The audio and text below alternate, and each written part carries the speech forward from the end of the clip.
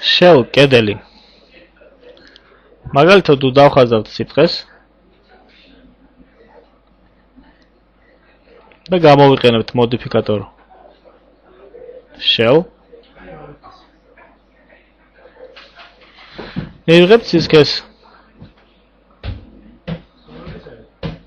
რომელიც შეგვიძლია დავარეგულიროთ ორი პარამეტრით. outer amount, გარე და inner შიდა პარამეტრით. მაგალითად შევასრულოთ ესეთი ქმედება. დავხაზოთ სფერო.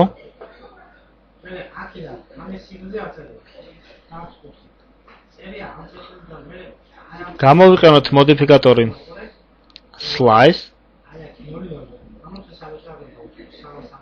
ჩავთოთ მაგალითად კვეთა top.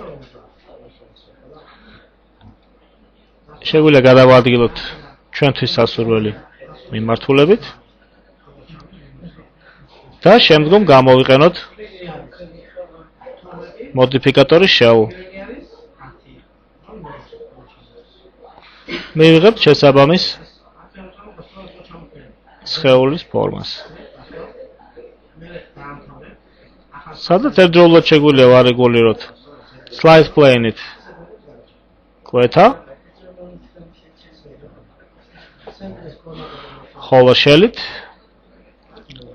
სისქის პარამეტრები.